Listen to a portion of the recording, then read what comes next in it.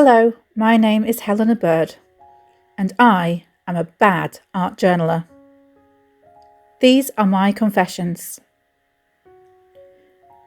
No matter what tape I use, the paint always goes under it, and I have to try and correct the border with white paint or white pen. I can never get my tape down in a straight line when making a grid. I never put tape down in a way that makes it easy to take off. I forget which pieces overlap which. No matter what tape I use, I always run out halfway through whatever I'm doing, and then have to go and find another tape that's the same width. I have never finished an art journal, even though I've started many. I have never swatched my watercolours, so I never really know what colour I'm going to get when I put it down on the paper. The reason I have never finished an art journal is that I do the first couple of pages, decide I don't like what I've created, and then abandon the whole book. It's ruthless. I'm ashamed of it, and it has happened many times.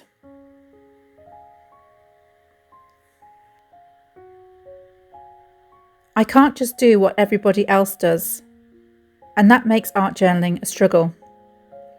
I have this idea in my head that the perfect art journal page is a multi-layered background with a girl in the picture and an inspirational quote, or maybe a vase of flowers instead of the girl, but the inspirational quote is a must. I can't do that. It's not me.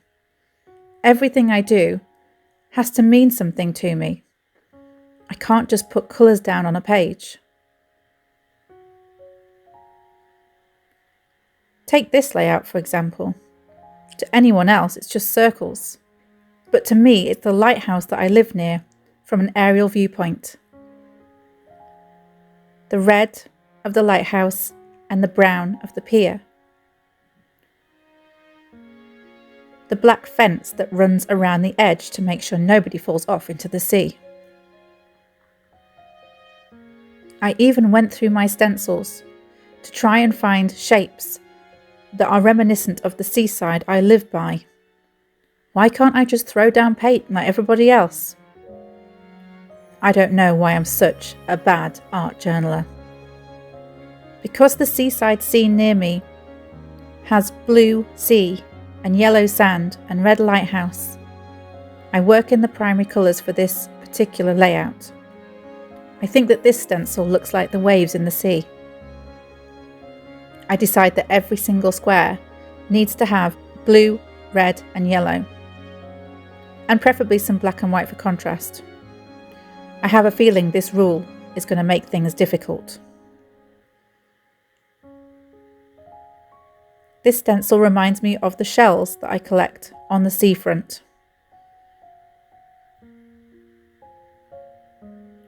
I try to do what other people do and just pick up random stencils, but it never looks how I want it to look. I thought this stencil could be the brickwork on the lighthouse and on the pier. And the wider squares could maybe be a fishing net, even though I've done those in yellow and that doesn't make much sense. Why do things always have to make sense sometimes, and then other times I just let go of logic altogether? I guess this is what makes me a bad art journaler. I can never find the right sponge for stenciling. Not first time, so I always end up using whatever sponge I have to hand, and that makes the design look a lot more subtle than it would otherwise. These are blue air bubbles in the sea, in case you didn't know. Obviously, when people look at this, they're never going to know what I was thinking, but I'll know, and for some reason, that's important to me.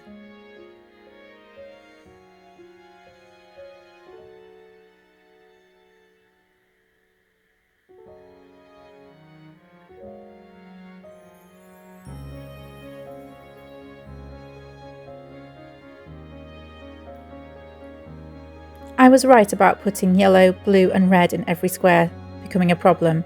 Not so much a problem, it just means that a spread that probably would have taken about 15 minutes for anyone else is now taking about an hour for me.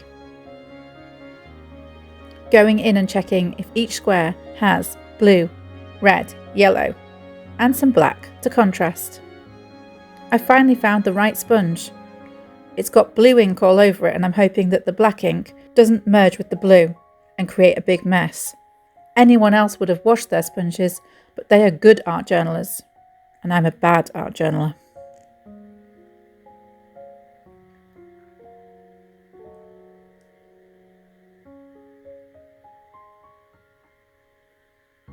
I grab some woodies and start filling in the blanks where there aren't 3 primary colours in each square. I stick with shapes that replicate the shapes on the seafront where I live. Circles, concentric circles,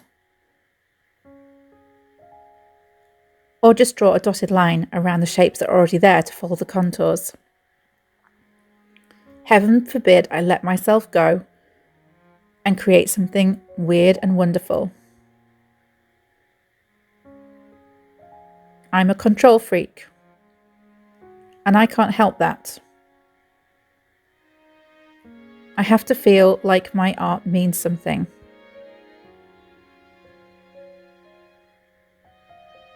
Why can't I just make something that looks pretty like everybody else? I like pretty things. For some reason, pretty isn't my art jam, and I've never been able to get into it. At this point, I've realised that I've used woodies when I'm probably going to add some white acrylic pen marks. I know already in advance that the white acrylic pen is going to struggle with the woodies. They're wax and they don't go well together. Every single time I turn my tape off, there are tears on the page. I forget that the low angle and slow tear approach is the way to go. Low and slow. Why can't I get that into my head? Why every time do I rip the page? I don't know. I guess it must be because I'm a bad art journaler.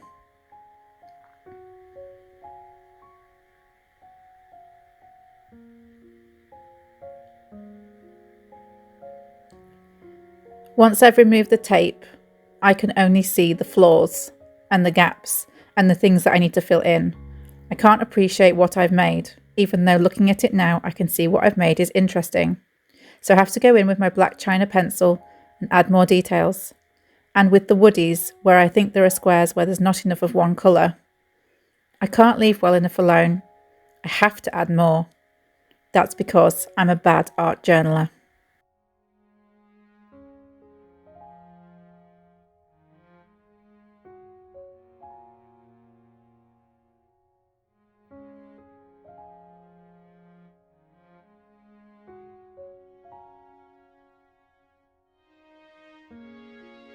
Even though I'm a bad art journaler, it does not stop the end result being beautiful, being interesting. Even though halfway through making this, I leant across my page and all of the ink and paint transferred to my arm. And I only found that out when I looked in a full-length mirror about an hour later and saw my entire design emblazoned across my arm and had to get some makeup remover to take it off. Even though I did that, even though I'm a bad art journaler, I still created something that I'm proud of. Even though I don't follow everybody else's rules, even though I spend the whole time telling myself that what I'm doing is terrible, the end result ends up beautiful. And something I'm actually proud of.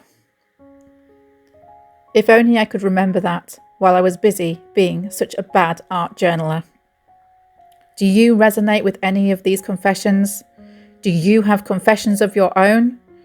If so, I want to hear about them in the comment box so I don't feel so alone being a bad art journaler.